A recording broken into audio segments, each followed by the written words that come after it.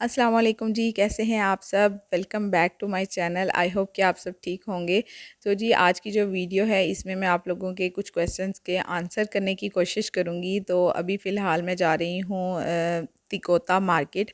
वहाँ पे जो है ना वो कॉस्मेटिक्स से रिलेटेड काफ़ी अच्छी चीज़ें होती हैं और रीज़नेबल प्राइस में भी होती हैं। मैं असल में कोई ब्रांड्स वगैरह की जो है वो कॉस्मेटिक्स यूज़ नहीं करती, बस जो मुझे सूट कर जाए मैं वो चीज़ यूज़ कर लेती हूँ।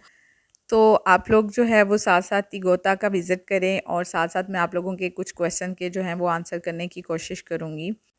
सबसे पहला जो कॉमन क्वेश्चन था, जो इंस्टाग्राम पे भी था और यहाँ वीडियोस के कमेंट में भी ये मैंने क्वेश्चन पढ़ा कि यहाँ पे डॉक्टर्स का जो है वो क्या सिस्टम होता है। पाकिस्तान में तो ऐसा होता है कि डॉक्टर्स के क्लिनिक्स वगैरह होते हैं, हम वहाँ पे जाके अपना चेकअप करवा लेते हैं जब भी हमें कोई मसला होता है। लेकिन यहाँ पे जो है वो ऐसा सिस्टम नहीं होता। यहाँ पे एक फैमिली डॉक्टर होता है जो कि पूरी फैमिली का उसके पास डेटा मौजूद होता है कि फैमिली को कोई बीमारी माजी में अगर रही है या अभी वो किसी बीमारी से गुज़र रहा है तो वो सारा डेटा उसके पास मौजूद होता है।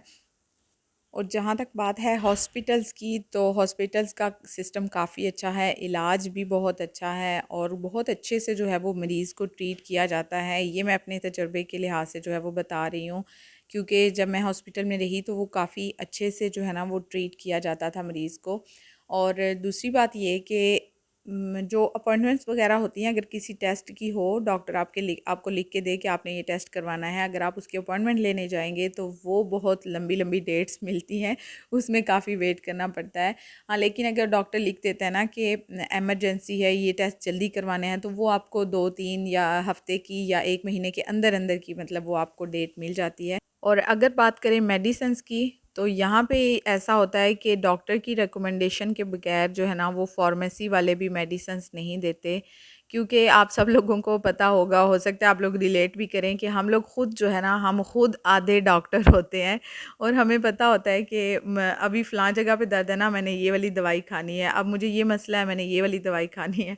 तो पाकिस्तान में ऐसा होता है ना कि हम लोग जाते हैं फार्मेसी, उनको बोलते हैं ये वाली दवाई चाहिए, तो वो लोग दे देते हैं।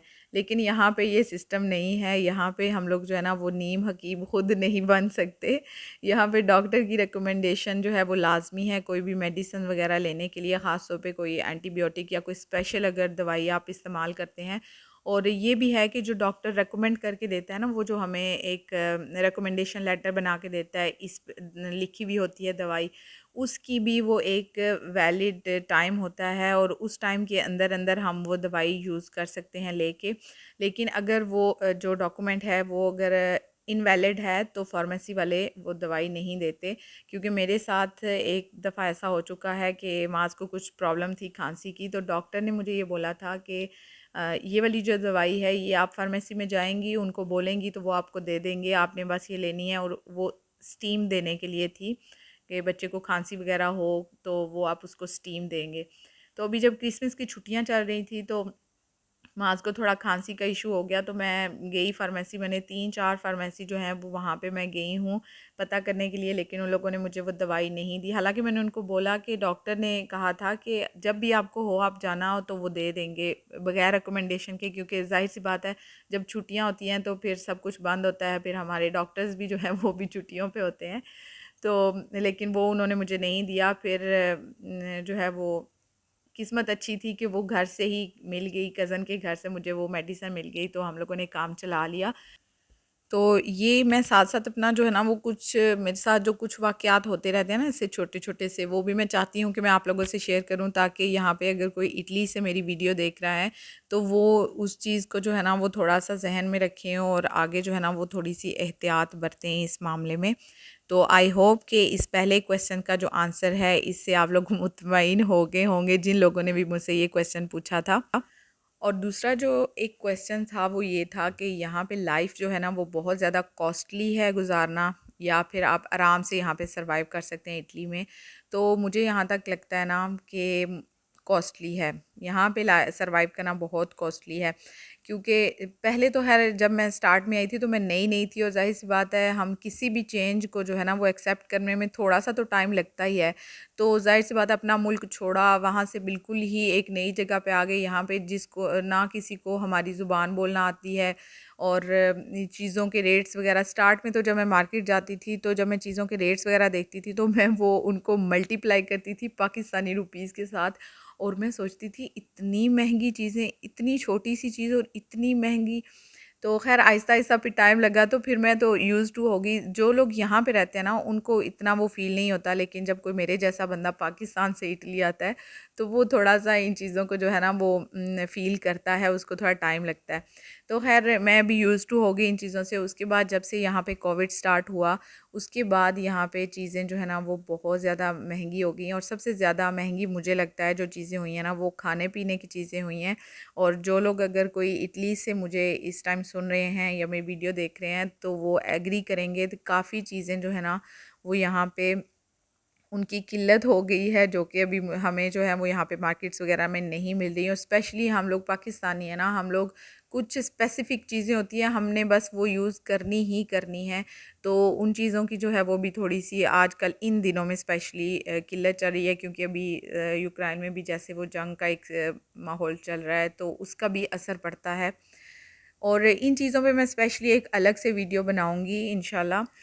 तीसरा जो सवाल था वो ये था कि यहाँ पे इटली में लोग घर कैसे लेते हैं, और कैसे यहाँ पे जो है वो किराए वगैरह पे यहाँ पे कैसे रहते हैं। तो यहाँ पे सबसे पहले तो मैं आपको बताऊँ कि मैंने जहाँ तक देखा है 3 टाइप के जो है ना वो सिस्टम होता है घरों का। एक होता है बिल्डिंग्स, जैसे कि हमारा घर है, आप लोगों ने देखा होगा हम लोग बिल्डिंग्स में रहते हैं, अपार्टमेंट्स में।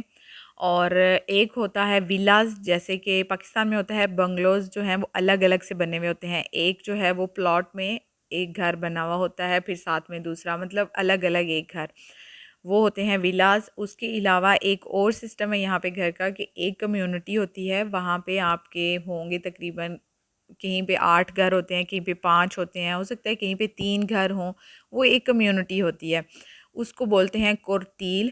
और यहाँ पे जो है ना वो घर लेना काफ़ी है कॉस्टली, लेकिन यहाँ पे ज़्यादातर अगर घर लेना हो तो फिर लोग बैंक से जो है वो लेते हैं, कुछ कर्ज़ लेते हैं, फिर कुछ अरसे तक वो उसका सिस्टम होता है, सारा पूरा प्रोसीजर होता है कि इतने अरसे तक जो है वो उसकी भरपाई करनी है, किस्तों में जो है वो अदा करनी है वो रकम बैंक को वापस। और अगर आपके पास इतना पैसा है कि आप एक साथ पेमेंट करके आप घर ले सकते हैं, तो आप वैसा भी कर सकते हैं, यहाँ पे वो भी पॉसिबिलिटी है। उसके अलावा यहाँ पे जो है अगर आप कोई एक घर ख़रीद लेते हैं ना, तो आपके पास ये एक वो सिस्टम होता है कि आप कुछ अरसा उसमें टाइम लिमिट होता है कि आप उसके अंदर अंदर जो है ना वो घर दोबारा से फ़रोख्त नहीं कर सकते। उतना अरसा गुज़र जाएगा, उसके बाद आप वो घर फ़रोख्त कर सकते हैं, उससे पहले नहीं। इसी तरह से किराए का भी सिस्टम होता है कि अगर आप किराएदार हैं ना कहीं पे, तो आप वो एक टाइम लिमिट होता है कि आपने उसके अंदर अंदर आप घर खाली नहीं कर सकते। तो ये थी आज की वीडियो। आई होप कि आप लोगों को क्वेश्चंस के आंसर मिल गए होंगे, और जो रह गए हैं ना इंशाल्लाह नेक्स्ट वीडियो उस पे बनाऊंगी। अभी मुझे इजाज़त दीजिए। अल्लाह हाफ़िज़।